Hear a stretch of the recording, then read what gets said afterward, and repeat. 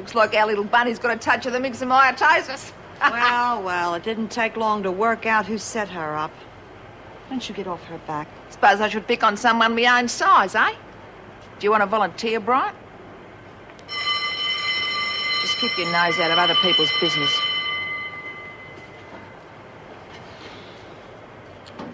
Wish Myra would come back.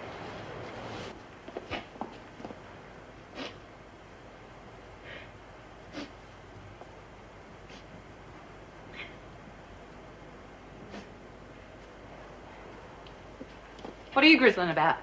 Getting out of here, aren't you? Want me to have a word with the screw to see if we can get you a couple more years? Shut up, Ken. Just shut up and get out. Come on. Lost your sense of humour? Get out of here. It's all your fault. You and your bloody drug racket. If it wasn't for you, I'd still have my babe. Yeah, well, there's no point in getting upset about it. It's over, isn't it? It's nothing to you, is it? For the first time in my whole rotten bloody life, something good was going to happen for me, and you had to go and screw it up. It's not as if I planned it. It was an accident. Oh, an accident. Are you going to say the same thing to Phyllis if she ever gets out of hospital? Hey, that's got nothing to do with it. All I know is I was going to have a kid and I was going to love it and look after it. It's going to give it a better chance in life than I ever had. Thanks to you, it might as well never have existed. Well, what do you want me to say? I'm sorry. It's a bit late for that now, isn't it?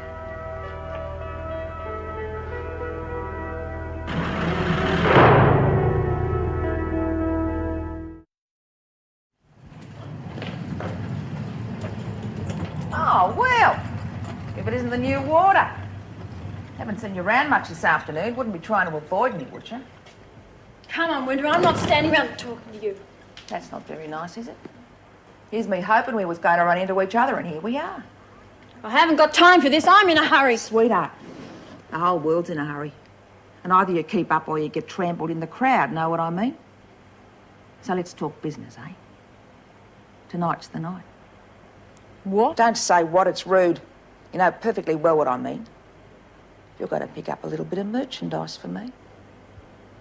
You can forget it. I'm not doing anything for you. Oh, listen to little goody two-shoes.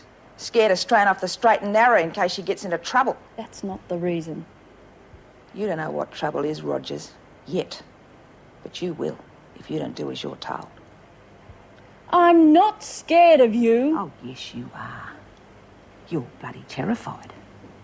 And with good reason. If you're so set against going through with our little arrangement, how come you haven't told one of the other screws about it? Who says I haven't? I do. Because if you had, I'd be the first to hear about it. You haven't opened your mouth because you're scared about what's going to happen to your family if you do. And that's why you're going to make this little pickup for me. From now on, you're going to do whatever I say, whenever and wherever, or you're going to be very, very sorry. Now, do we understand each other? God, what a mess. No wonder she didn't answer the phone. Yes, it seemed strange at the time. Poor Meg. Thank God she can look after herself. Well, I suppose she's all right. Well, she sounded pretty shaken when she phoned to tell me, but she said she's okay. I'll call in on the way home and see how she is. What about the two who are holding her? Well, the boy's in hospital, and apparently he's not in a serious condition. And the police are still looking for the girl, but they don't seem to think they'll have much trouble finding her. Well, if you ask me, Mrs. Morris brings these things on herself, associating with people like that. I mean, what does she The expect? girl is her stepdaughter, and she seemed to be in trouble. What would you have done? At any rate, Meg handled the situation very well, and I intend to make sure the department knows about it. I'll see you tomorrow. Good night. Well, no one can say things are dull around here. Hello. They got me rostered on extra nights next week. I was expecting my workload to be a bit lighter after all the heavy shifts I've put in lately. Actually, I asked Mrs. Morris if she'd change some of my shifts with yours. I told her you wouldn't mind. Oh, I see. Well, I've got some relatives coming from interstate. I can't very well leave them on their own. You don't mind, do you? Well, I haven't got much choice, have I?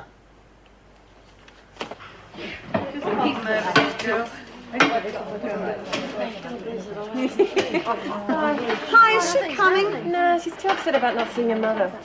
Looks like one of us is going to have to take charge now. Yeah, we're going to have a riot on our hands. Yeah, sure. What about you, Rachel? Yeah. Oh, could I suppose. What about music? Marlene gave me this. Jeez, don't they look a bloody joke? Yeah, right. Well, don't laugh too hard. Just keep your mind on what you've got to do, right? Okay, why haven't you started? Oh, Where's Warren? She's sick, Miss Ferguson. Rachel thought she'd take over. Okay, get started. Oh, okay, everyone, into position. Stretch out your arms, make sure they're not touching. Well, come on, you lot. Get started. We want to see us all jumping Well, round. they're not going to jump, are they? The floor will cave in. You rack off. Who are you telling to rack off? We've got as much right to be here as you have. Anyhow, we're going to stay and watch us all. No, you're not. You're going to be disruptive. You get out. Oh? Get out. That's not fair. We was looking forward to the show. Never mind, Ma. We'll hear it when the floor caves Get in. out. Right, come on, get moving. And no funny business.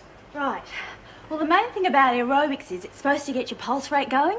So once you start moving, you're not supposed to... Hang on, Lee. I'm not ready for the music yet. Sorry. Once you start moving, you don't stop till we've been through all the moves. Now, we'll go through them all very slowly.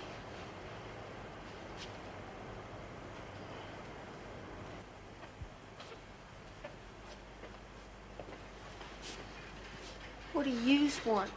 What makes you think we want anything? We might have just dropped by to see if you was feeling better. I mean, it must have been real crook when Mummy Bunny wasn't allowed to come and visit Baby Bunny. Time we did some more drawing, isn't it? I mean, the place could do with a bit of brightening up. It was you, wasn't it? Was me what? Put that drawing on my wall and got me into all that trouble. What'd you want to do that for? I don't know what you're talking about. Anybody know what she's talking about? No. See, you got it all confused. It wasn't me. Otherwise, I'd be the one who's in trouble. And I'm not. You are, though. Real trouble. Well, I haven't done anything. Haven't done anything? But you must have. Unless, of course, you think someone's made a mistake. I hope you don't, because the governor would never make a mistake like that, would she, girls? No way. But I didn't do it. Shut up. And Warren, I picked you the moment you walked into this place. You are a troublemaker. You play dangerous jokes. You make fun of your betters, and worst of all, you interfere in prison affairs. I won't do it anymore, I promise. No, you won't. And after they've finished with you, they're going to teach you a little lesson, one you won't forget in a hurry. I understand you don't like pain. Oh, no, please, don't hurt me.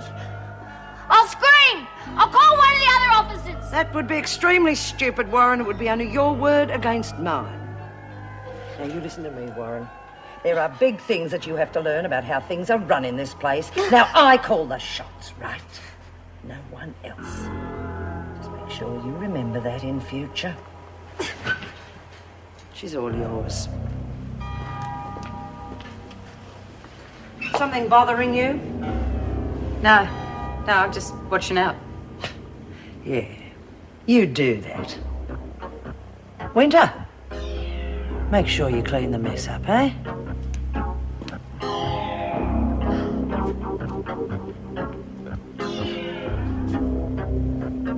He used to give me roses. I wish he could again. But that was on the outside, and things were different then. On the inside, the sun still shines, and the rain falls down. But the sun and rain are prisoners too when morning comes around. Last night I dreamed we were together, sharing all the love we'd known, till I had to face the nightmare of waking up alone. On the inside the roses grow, they don't mind the stony ground, but the roses here are prisoners too when morning comes around.